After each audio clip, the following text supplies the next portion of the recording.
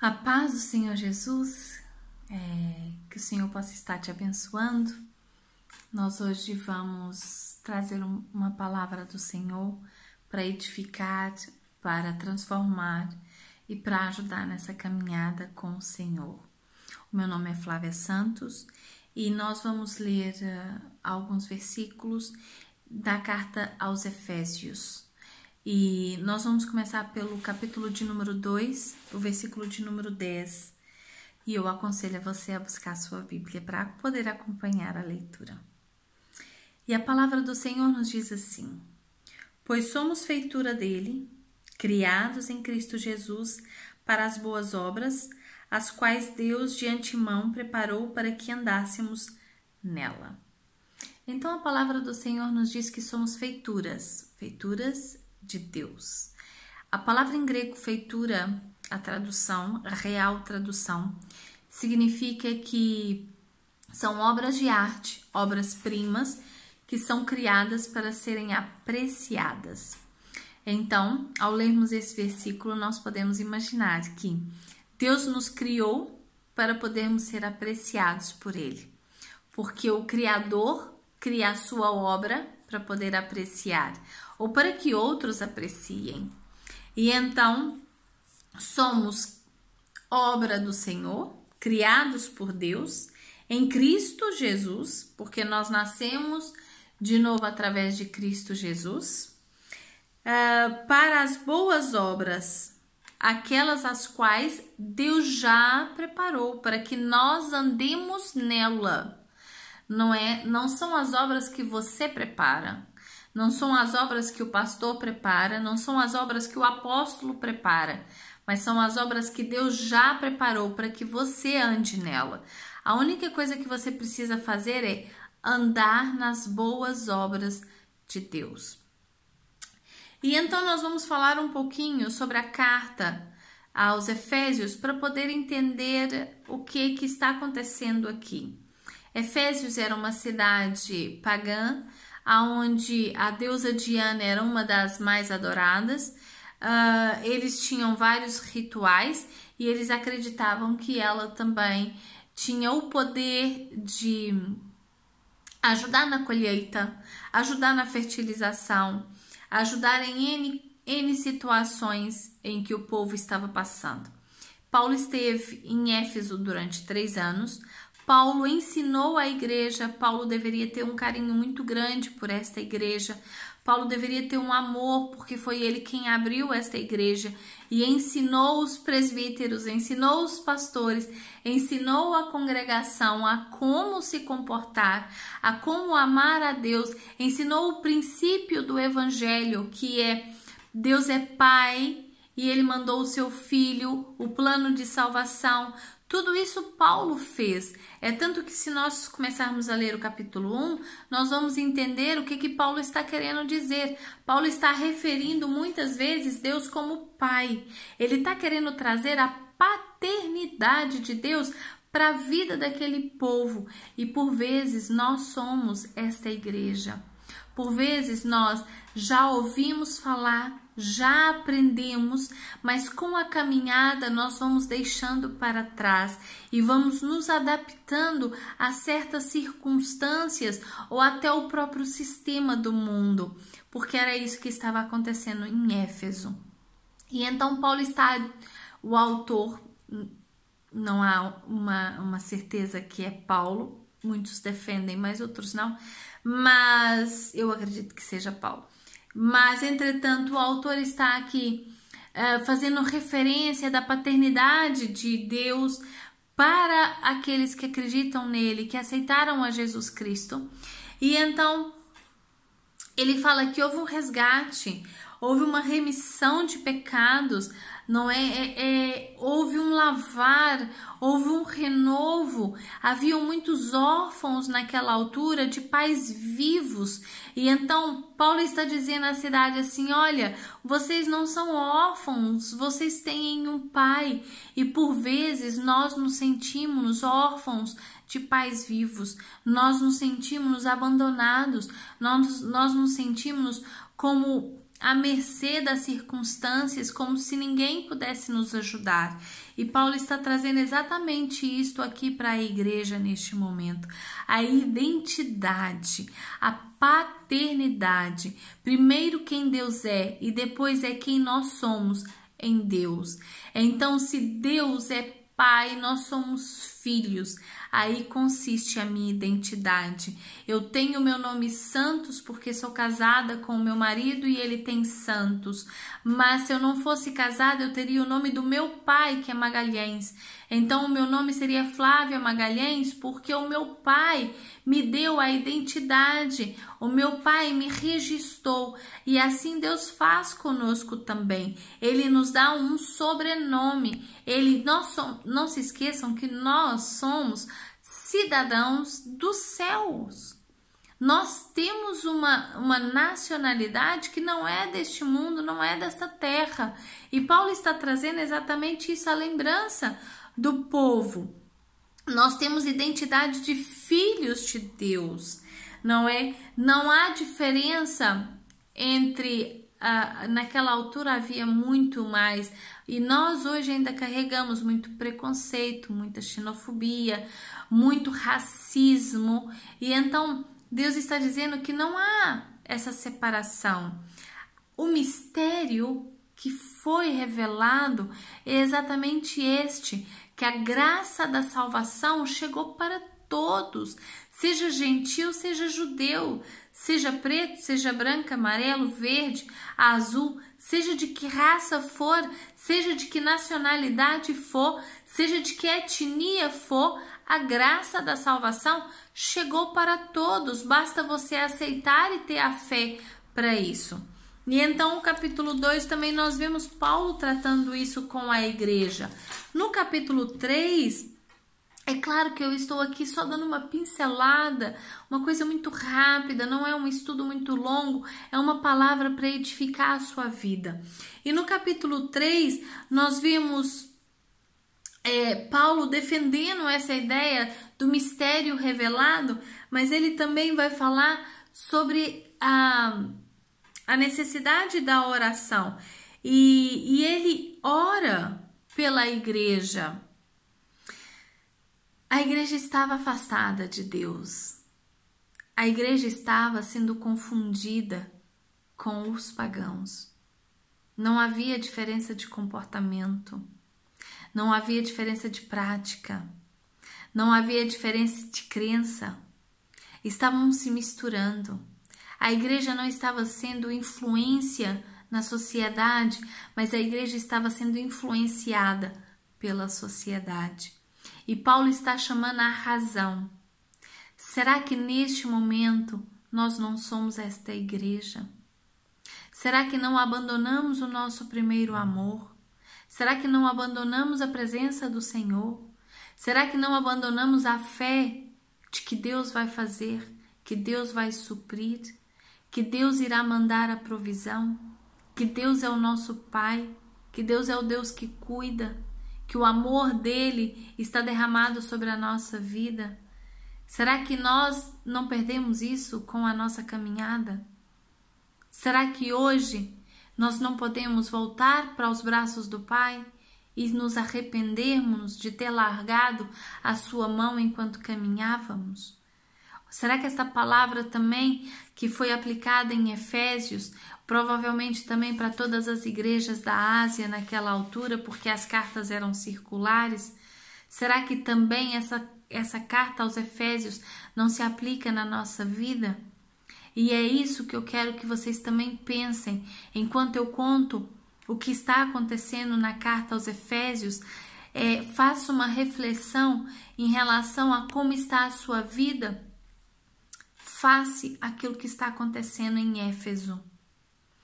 E então, Paulo, quando começa a orar, ele diz que ele faz uma oração muito bonita e eu vou ler a oração. E é assim: por esta causa me ponho de joelhos diante do Pai. Ele está ensinando uma forma de orar, de joelhos. E ele está ensinando a interceder por aquilo que está errado. Ele não só adverteu, não só fez uma advertência à igreja, ele orou pela igreja. De que quem toma o nome da família, tanto no céu como sobre a terra, quem é que toma o nome da família? Primeiro é o pai que passa para os seus filhos. O nome de família vem de família e nós pertencemos à família de Cristo. Para que, segundo a riqueza da sua glória, vos conceda que sejais fortalecidos com poder mediante o seu espírito no homem interior. E assim habite Cristo no vosso coração, se formos fortalecidos com o seu poder, mediante o Espírito, Cristo habitará em nós, no nosso coração. E se estivermos com Ele arraigados e alicerçados, como diz o versículo 17, nós vamos poder compreender com toda a igreja qual é a largura, o comprimento, a altura e a profundidade, e vamos conhecer o amor de Cristo, que excede o nosso entendimento, que excede o nosso conhecimento. Aquilo que eu conheço de amor não é comparado ao amor de Deus, ao amor de Jesus Cristo. Aquilo que eu conheço de ser amado não é comparado àquilo que Jesus Cristo ama. Há uma grande diferença. E quando nós conseguimos entender que não há amor no mundo que se possa comparar, nós vamos entender que nós não conhecemos o amor como ele realmente é. E só através de Cristo nós temos a revelação do verdadeiro amor. E então, Paulo fala do amor de Jesus Cristo para a igreja, e depois ele vai dizer para a igreja como eles devem se comportar. Basicamente, ele vai dizer assim: vocês estão na prática errada, vocês precisam voltar a praticar aquilo que realmente é importante. E então ele vai ensinar a igreja a se comportar dentro da própria igreja. É, Jesus. E então ele vai dizer que nós precisamos ser diligentes, bons ministros, conhecedores da palavra, cheios do Espírito Santo. Se Paulo está dizendo isso, é porque não está acontecendo naquela igreja. E será que se Deus hoje fosse fazer uma avaliação daquilo que nós somos na igreja, daquilo que temos como cargo na igreja, daquilo que nos foi confiado, nós estaremos praticando verdadeiramente tudo aquilo que Ele nos concedeu? Ou será que nós também precisamos receber uma carta a dizer como nós devemos comportar diante da igreja? E então ele vai falar que dos serviços, de como nós devemos servir. Depois, no versículo 17, ele vai começar a dizer como sermos santos na sociedade, como nós devemos nos comportar mediante a sociedade. Se Paulo está escrevendo isso aos Efésios, é porque a igreja de Éfeso, ou os Efésios, não estavam sendo influência, como eu disse há pouco, na sociedade. Eles eram influenciados. E então Paulo vai trazer práticas para a vida dos cristãos daquela época, práticas fáceis de fazer, e ele vai dar contrastes de coisas que era o ideal como cristão e aquilo que realmente estava acontecendo na realidade. E nós vamos ver isso. Por isso ele vai dizer assim que nós devemos ter conta dos nossos próprios pensamentos.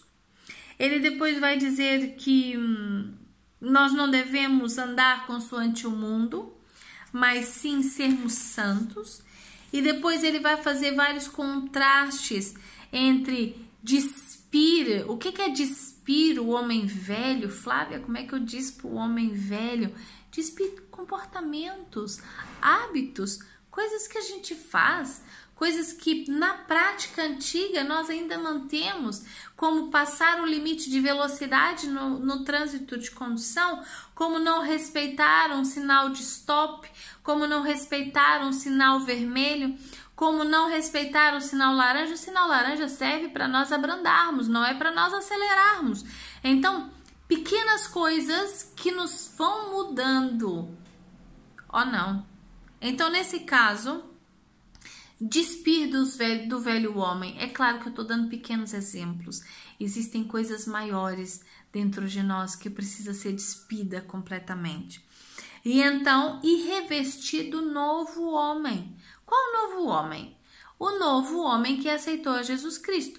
E foi feito todas novas as coisas. E morreu o homem velho e viveu e nasceu um novo homem quando aceitamos a Jesus Cristo. E então ele vai falar que precisa haver um arrependimento, primeiro precisa haver o confessar de um pecado, um arrependimento, mas também tem que haver uma ação. Ou seja, não adianta eu virar para Deus e dizer assim: Deus, me perdoa por ter fofocado da fulana, mas não mudar da minha ação. E semana que vem, ou 2 dias depois, está fofocando da fulana outra vez. Onde está o arrependimento? Porque o pecado está lá. Mas e o arrependimento? E a mudança? E a transformação? Será que nós já nos despimos do velho homem? Ou será que nós continuamos com será que nós continuamos com hábitos antigos? E então Paulo vai começar a dizer: quem mente ou quem mentia, deixe a mentira e passe a dizer a verdade. Quem rouba, deixe de roubar, e não só deixe de roubar, como também vá trabalhar, vai ganhar o seu próprio sustento. Não fale palavras torpes, que da sua boca não saiam palavras que possam fazer amaldiçoar alguém ou fazer outro tropeçar. Não entristecendo o Espírito Santo. Então ele vai dar vários exemplos daquilo que nós precisamos fazer na sociedade. Para quê, Flávia? Para que quando as pessoas olharem para nós possamos manifestar quem Deus é e o poder de Deus. É assim que nós manifestamos, sendo diferente do sistema do mundo. Se é normal, se não há problema para o mundo, para nós que somos cristãos, não é correto. E nós não podemos compactuar com o jeitinho. Nós não podemos compactuar com não tem nada a ver. Há coisas que nós precisamos mudar no nosso comportamento. E depois ele vai ensinar a como sermos santos no lar. Mulher, ame o seu marido. Marido, cuida da sua esposa. Filho, não faça... Deixa eu me ler porque eu me esqueci. Filho, obedecei a vossos pais no Senhor, pois isto é justo. Honra teu pai e tua mãe, que é o primeiro mandamento com promessa. E depois ele diz assim: pais, não provoqueis aos filhos a vossa ira. E depois ele vai falar dos servos. Servos, obedecei aos vossos senhores. Se a gente for traduzir para o dia de hoje, olha, o empregado tem que servir ao empregador, ao chefe, ao dono, seja o que for, aquilo que está acima de você, a sua autoridade. Então, obedeça ao seu Senhor. E Senhor, não abuse do seu servo, não é? Então, Paulo vai começar a dizer vários comportamentos que precisam ser mudados dentro da igreja, ou a igreja somos nós, mas que precisam ser mudados para que haja realmente um arrependimento genuíno, para que o poder de Deus seja manifesto através das nossas vidas e para que depois de tudo que nós fizermos, se nós estamos sendo santos na igreja, se nós estamos sendo santos na sociedade, se nós estamos sendo santos em casa, nós podemos revestir da armadura de Deus. Porque se você vestir, não tem como vestir sem revestir. O comportamento santo é um revestimento do Espírito Santo sobre a sua vida. A armadura é o revestimento, não é? Eu me enganei. A santidade é a vestimenta do Espírito Santo na sua vida. A armadura é o revestimento que vem por depois das vestimentas do Espírito Santo, das suas vestes limpas. Então a armadura só vale e só tem efeito se você tiver uma vida santa, uma vida digna e uma vida íntegra. E aí você vai poder tomar posse da armadura de Deus e lembrar que a sua luta não é contra a carne, nem contra sangue, mas sim contra potestades e principados. E contra potestades e principados, nós precisamos ter uma vida santa diante do Senhor. Nós precisamos ter uma vida digna diante do Senhor. A santidade nos protege. E que o Senhor possa estar te abençoando com esta palavra. Não esqueça que Deus te deu a paternidade. Não se esqueça que você é filho de Deus. E não se esqueça que a santidade começa dentro da igreja, dentro da sua casa e na sociedade aonde você é influência. Não deixe a sociedade te influenciar, mas seja você uma influência na sociedade.